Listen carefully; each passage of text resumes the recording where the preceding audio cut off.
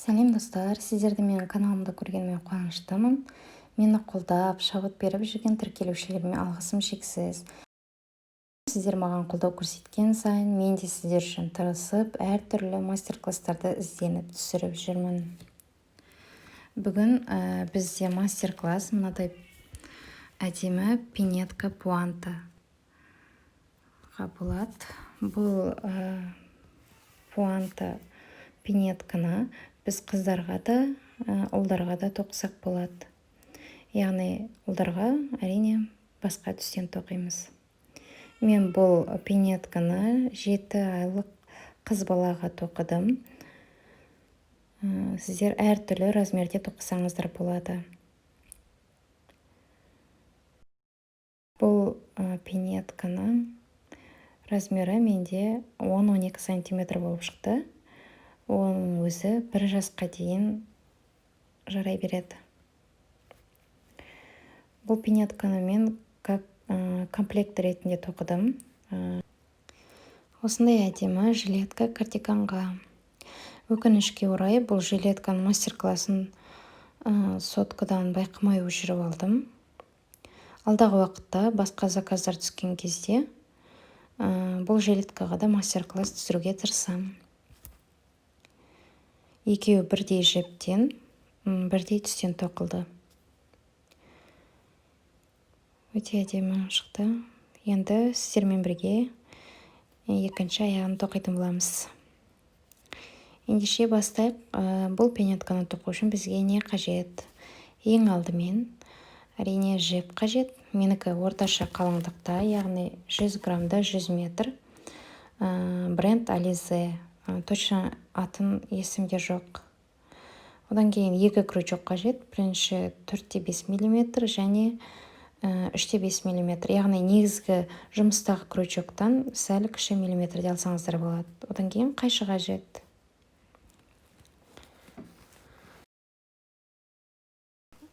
Енді бастаймыз. Біз 9 воздушный петлядан тұратын цепочка аламыз. Бірінші сабақта өткеніміздей. Бұл пинетканы маған ұнайтыны, біз ешқандай, яғни жіпті қимай соңына дейін тоқитын боламыз. Енді крючоктан санағанда екінші ілмекке 2 столбик без накида тоқимыз. Екіншісі. Ары қарай 6 столбик без накида тоқимыз, яғни соңғы ілмекке дейін.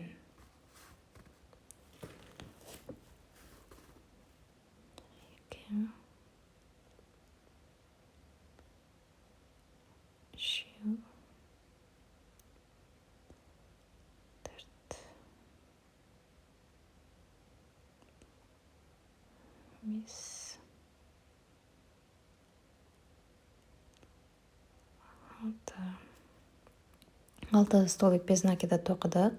Енді біз соңғы ілмекке 4 столбик без накида тоқимыз. Яғни төртеуінде осы соңғы ілмектен алатын боламыз.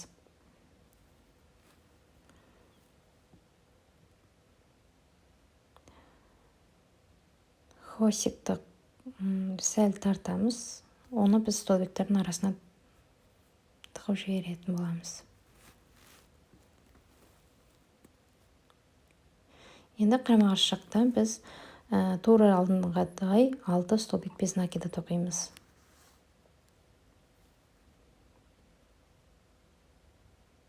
Яғни 2 қарама-қарсы қатар бірдей болу қажет.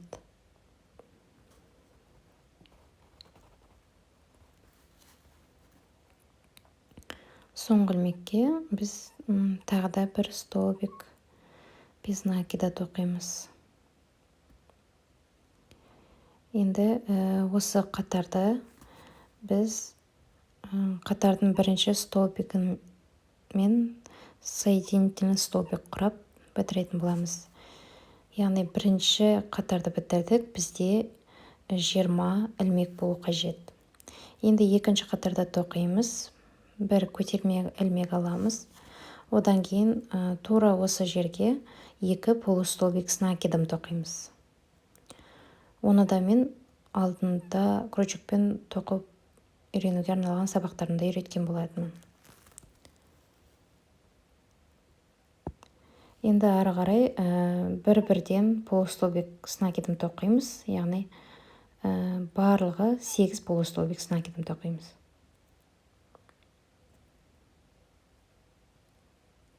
Жаңа біз бір ілмектен 4 столбик без накиді алдық, сол жерге дейін, яғни 8 полустолбик накидымды тоқитын боламыз.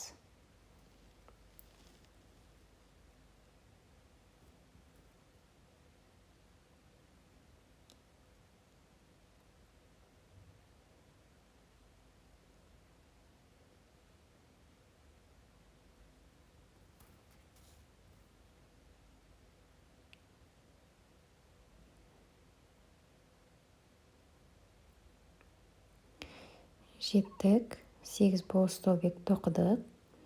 Енді 8 шықты. Енді әрбір келесі екі ілмектен біз 2 полустолбик накидым аламыз. Осы жерде. Так, әрбір келесі екі ілмектен 2 полустолбик накидым.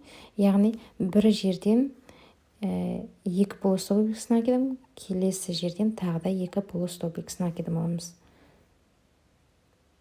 Одан кейін келесі қарама-қарсы қатарға өтетін боламыз.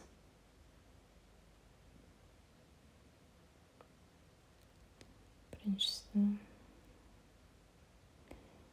екіншісі. Енді қарама-қарсы қатарда тура алдыңғы қатар сияқты, яғни 8 полустолбик накидым тоқимыз.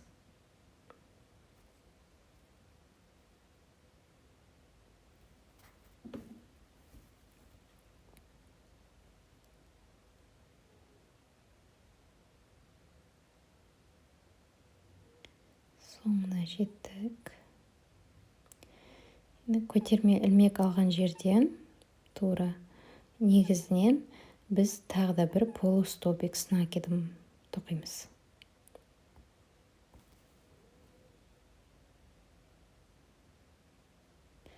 Енді қатарда соединительный столбик көмегімен бітіреміз. Яғни бірінші қатардың бірінші столбигі арқылы. Екінші қатарды бітірдік. Бізде 24 ілмек болу қажет. Енді үшінші қатарға көшеміз. Көтерме ілмек аламыз. Одан кейін тура осы жерден біз 2 полустолбик накидым тоқимыз. Яғни соединительный столбик тоқыған жерден 2 полустолбик накидым алып отырмыз.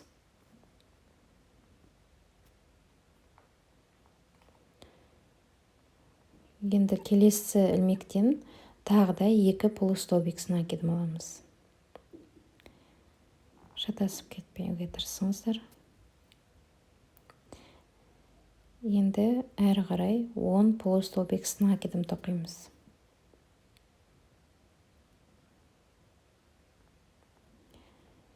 Яғни біз шатасып кетпес үшін әр қатарға өткен сайын санап отырыңыздар ілмек санын.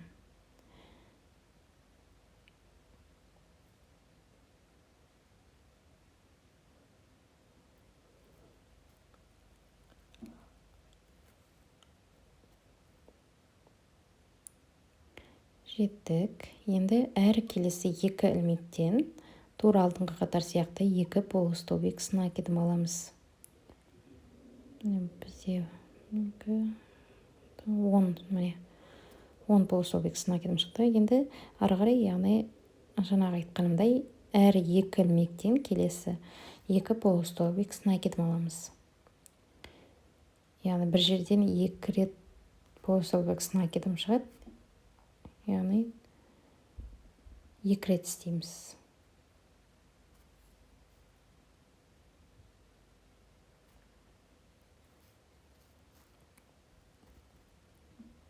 Енді ары қарай қатардың соңына дейін 9 полустолбик накидым тоқимыз.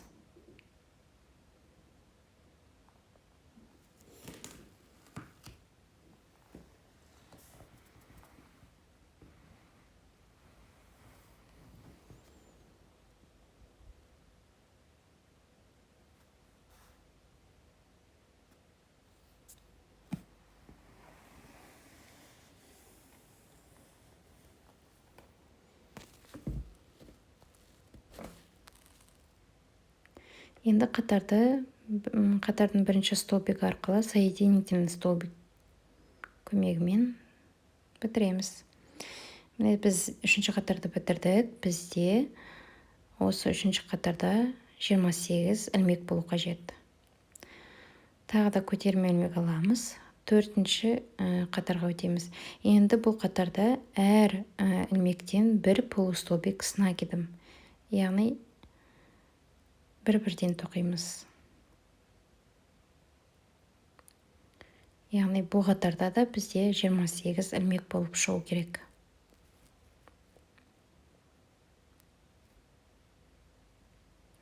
Егер тура осылай тоқисыздар, төртінші қатардың соңына дейін.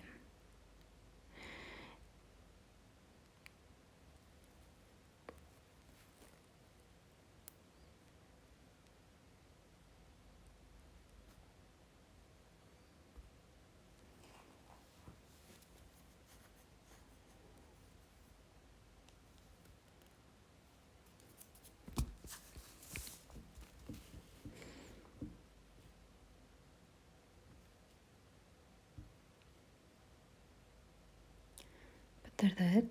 Төртінші қатарды бітірдік. Бізде 28 ілмек шықты. Енді тура осылай бір полустолбиктен 7 қатар тоқимыз. Яғни 7-ші қатарға дейін. Міне біз 7-ші қатарды бітірдік. Бізде мына жерде көрініп тұр 6 қатар полустолбик с накидом. И бірінші қатарда столбик без накид. Бізде бірінші қатарда 20, екінші қатарда 24, үшінші қатарда 28 ілмек шықты. Төртінші қатарда да 28 ілмек. Енді біз жіпті үзбес үшін протяжка жасаймыз. Ілмекті созып алып, жұмысты өткізіп, жұмыс жібінен тартамыз, қалыпқа келтіріп аламыз.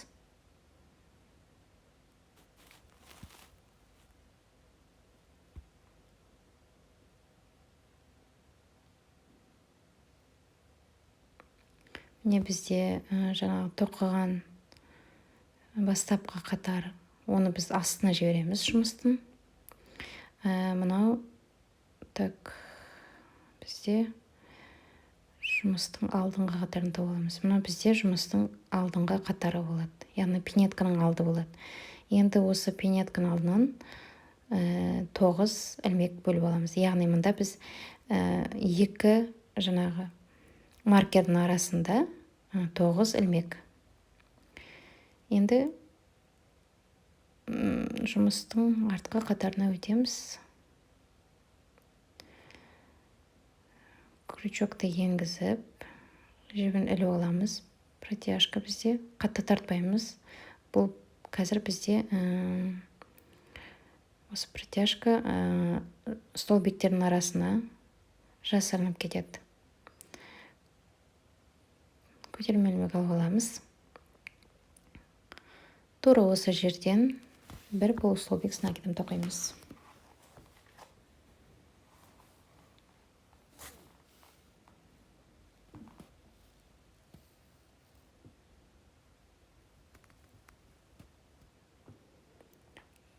Енді ары қарай әр ілмектен бір полустолбик с накидом до конца тоқимыз.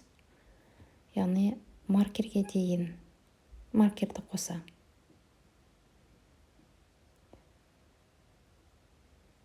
Жұмысты бітірдік. Маркерді әзір қажет емес, салып қоямыз. Енді біз көтерме ілмек аламыз. Жұмысты бұрып аламыз өзімізге. Тура осылай бір полустолбик с накидом әр ілмектен алып, осы қатарды тоқимыз. Бізде көтерме ілмек бірінші столбикке салмайды.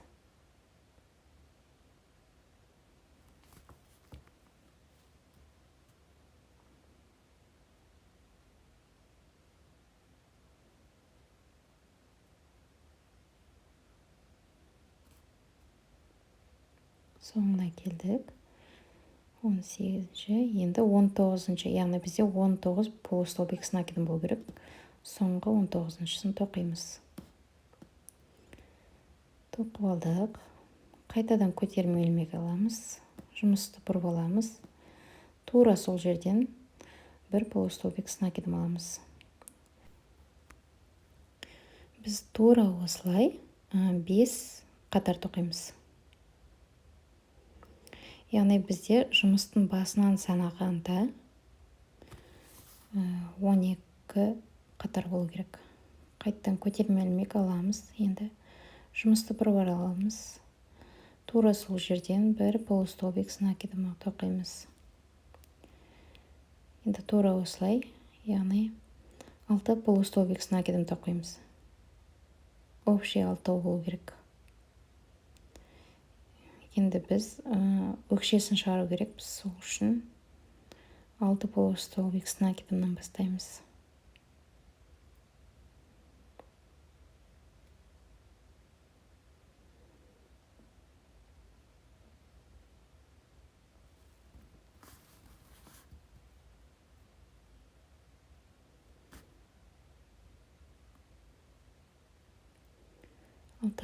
Тоқыдық. Енді келесі ілмектен соединительный столбик немесе полустолбик без накида аламыз. Келесі ілмектен де тура солай соединительный столбик аламыз. Енді ешқандай жұмысты бұрып аламыз. Яғни воздушный петлясыз накид алып, қайтадан тура жаңағыдай керісінше 6 полустолбик с накидом тоқимыз. Қатардың соңына дейін. Біз осы қатарды тек тоқи береміз осылайынан. Ал қарама-қарсы қатарға тиіспейміз. Яғни қарама-қарсы қатарда бізде 6 ілмек қалмайынша осылайынан ілмек санын қысқартамыз.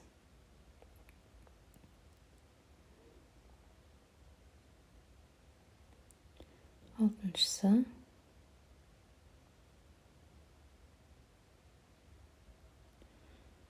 Тоқып аламыз. Енді тура осылай тоқимыз. Көтерме ілмек аламыз. Жұмысты бұрамыз. Көтерме ілмек алған жерден бірінші полустолбик с накидымды тоқимыз. Яғни 6 полустолбик с накидым тағы да тоқимыз.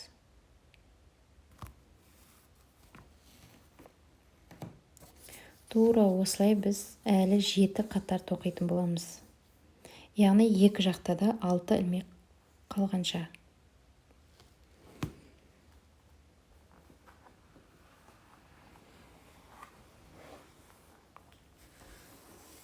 Бесеуін тоқыдық. Алтыншысын мына ілмекке тоқаймыз.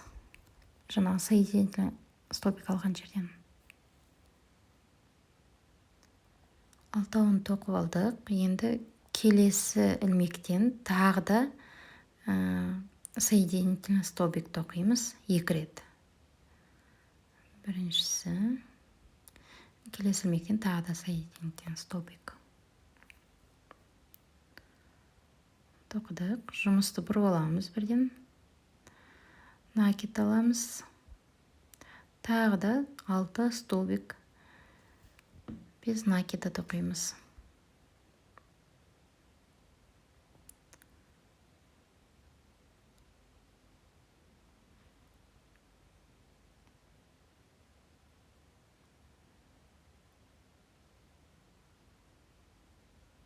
Яғни біз осылайынан 7 қатар тоқимыз.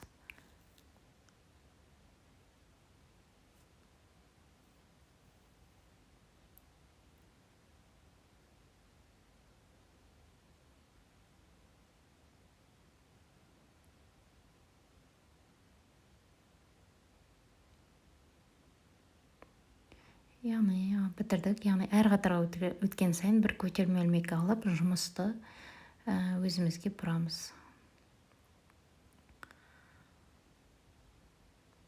Көтерме ілмек столбик ретінде салмайды, сондықтан сол жерден бірінші полустолбик с накидымды тоқимыз. Осылайынан 7-ші ретқа дейін тоқимыз. Тағы да соединительный столбик. 2 рет жұмысты бұрып аламыз. Қайтадан 6 полустолбик накидым.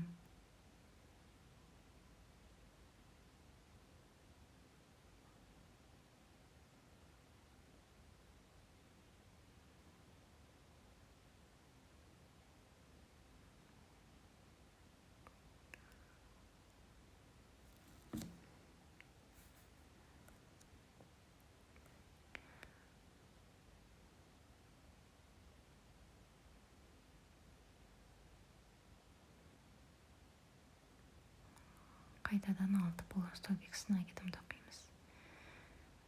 Бұл пинетканы өте тез тоқуға болады. Мен сіздерге түсінікті болу үшін жаймен көрсетіп отырмын. 7 қатарды тоқыдық. Енді тағы да бір соединительный столбик тоқимыз. Енді қараймыз.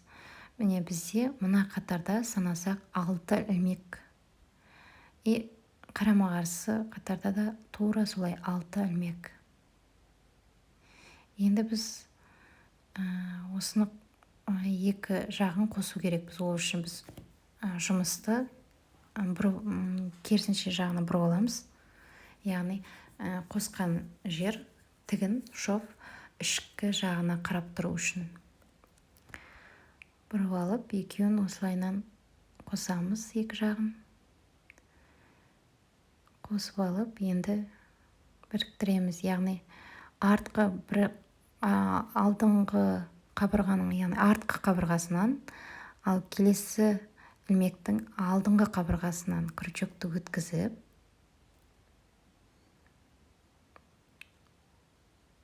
одан кейін үшеуінен бірге өткіземіз. Тура солай, яғни ілмектің артқы қабырғасын және қарама-қарсы жақтың алдыңғы қабырғасын, екі тиіп тұрған ілмекті қосамыз ғой. Артқы қабырғасы міне, алдыңғы қабырғасы міне. Енді үшеуін бірге өткізіп жібереміз. Как соединительный столбик сияқты. Артқы алдыңғы қабырғасы. Яғни екі тиіп тұрған қабырғаны. Соның үш ілмектен бірден өткіземіз. Міне бізде осындай шов қалыптасты. Ешқандай көрінбейді, білінбейді. Енді қайтадан оң жағын ауыстырып аламыз өзіміздің. Енді қараймыз, мұнда шовтың орны мүлде білінбейді. Тіпті көрінбейді кетеді. Көріп отырсыздар.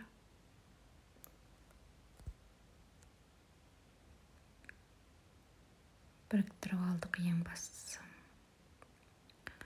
Енді бізде жаймендеп қалыптасып келе жатыр пинеткамыз. Енді біз тағы да бір көтерме ілмек аламыз. Енді тура осылай, яғни шет жақтарынан бір полустолбик накидым тоқып шығамыз. Әдемі көріну үшін. Яғни әр қатардан бір полустолбик накидым тоқимыз.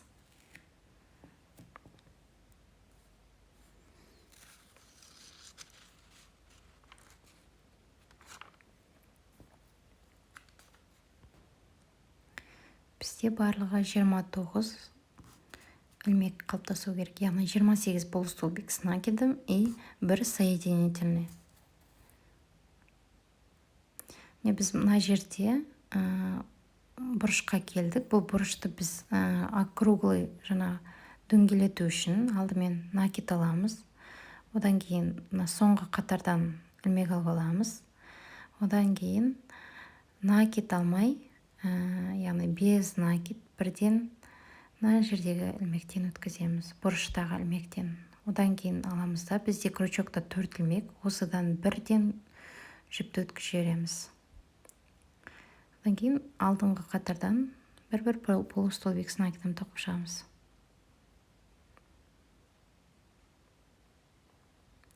Яғни осылар арқылы біз бұрышты дөңгелетіп алдық.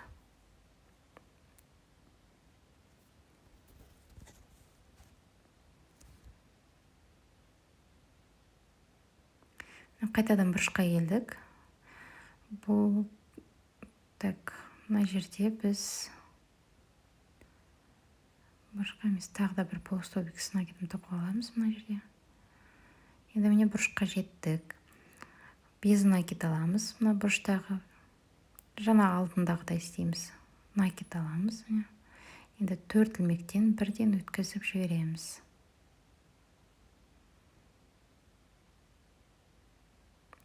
Қайтадан әр қатардан бір ілмектен алып шығамыз.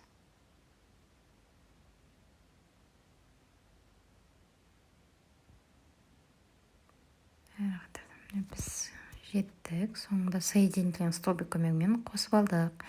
Енді қайтадан протяжка жасаймыз, чтобы жіпті қимас үшін созып, пинетканы өткізіп аламыз да, жұмыс жібінен тартамыз.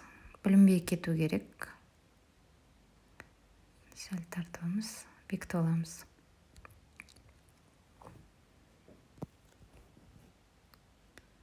Бізде қалыптасты.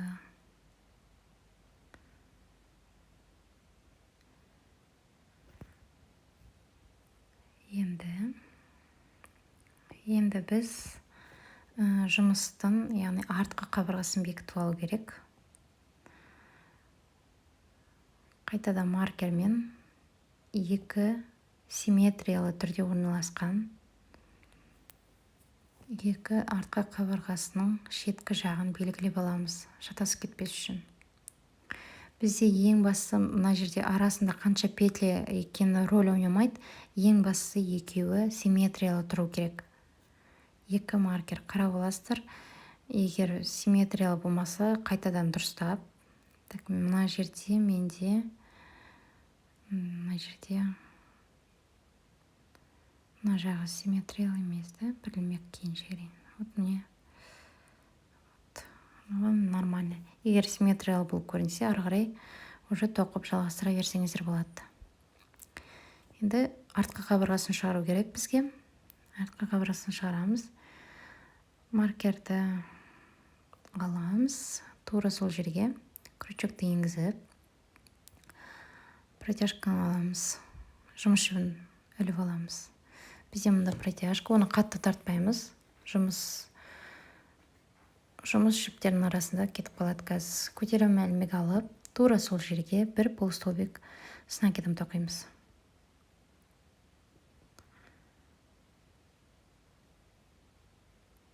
Келесі ілмектен, яғни әр ілмектен бір полустолбик с накидом тоқып шығамыз.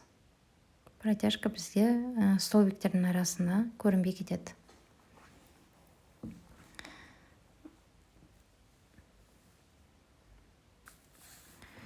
Менің жағдайымда бұл 12 ілмек қалыптасады артқы қабырғасында. Ал сіздерде әртүрлі болуы мүмкін.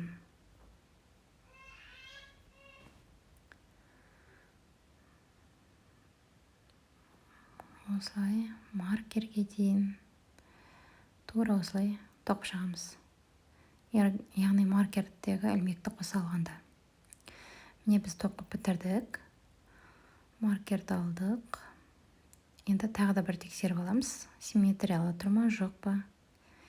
Симметриялы болмаса, қайттан тоқимыз. Енді біз 35 көтерме ілмек аламыз. Воздушный петля. Әркімде әртүрлі. Біреулер 45, біреулер 35. Яғни қандай ұзындықта завязочка болғанын қалайсыз, сондай ұзындықта ілмек аласыз. Енді крючокты ауыстырамыз. Сәл кіші миллиметрге, менде 3,5 миллиметр. Одан кейін әр ілмектен соединительный столбик көмегімен тура осы рядпен, қатармен кері қайтамыз. Әр ілмектен соединительный столбик аламыз. Тура осылай қайтамыз. Міне бітірдім жұмысты. Одан кейін жұмысты өзімізге бұрып аламыз. Енді артқы қабырғасын дұрыстап қалыптастыру керек. Ол үшін крючокты енгізіп, солдан оңға қарай полустолбик накидым. Ой, кешіріңіздер, полустолбик без накида аламыз. Яғни солдан оңға енгіземіз, жіптеліп аламыз, қайта шығарып, екі ілмекті бірден тоқимыз. Міне осындай қалыптасу керек бізде. Яғни артқы қабырғасын сәндеу үшін қолданамыз.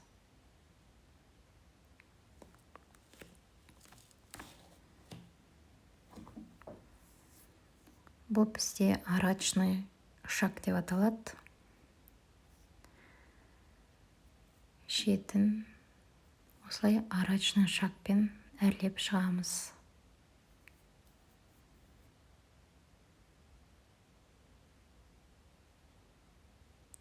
Яғни жұмысты керісінше тоқыған сияқты да.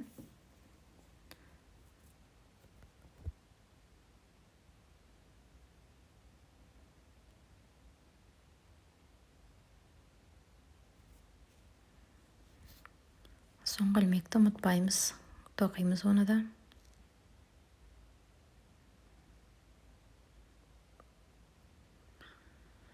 Тоқалдық. Не, осылай қалыптасады бізде, әдемі көрінеді. Енді бізде екінші жақта завязочка тоқу керек, байлам. Ол үшін қайттан крючокты ауыстырып, менің жағдайымда 35 ілмек аламыз. Сіздер өзіңіз қалаған ұзындықты аласыздар. Мен алып алдым өзіме қажетті ұзындықты ілмекті. Енді тура жаңағыдай крючокты алмастырып, әр ілмектен соединительный столбик көмегімен осы қатармен кері қайтатын боламыз.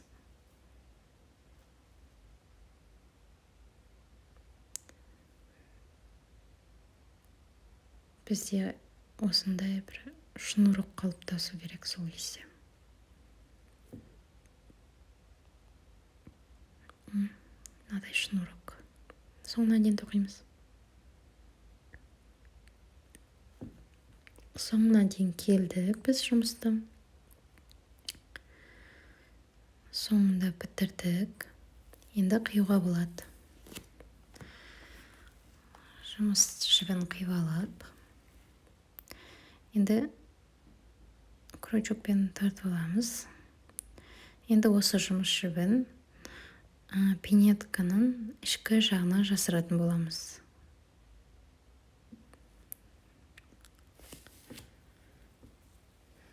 Все, бізде пинетка дайын. Бұйыртса посылкамен жіберем хозяйкасына.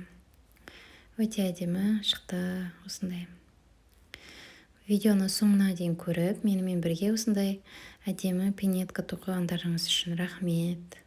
Сіздерде де осындай пинетка шығып жатса, менің инстаграм парақшама личкаға фото отчет жіберсеңіздер риза боламын. Лайк қойып, комментарийге пікірлеріңізді білдіріп, менің каналыма жазылыңыздар. Себебі алда әлі бірнеше мастер-класстарды түсіретін боламын. Пинетканы өзіңіз қалаған нәрсемен әлесеңіздер болады. Сау болыңыздар достар. Көріскенше күн жақсы.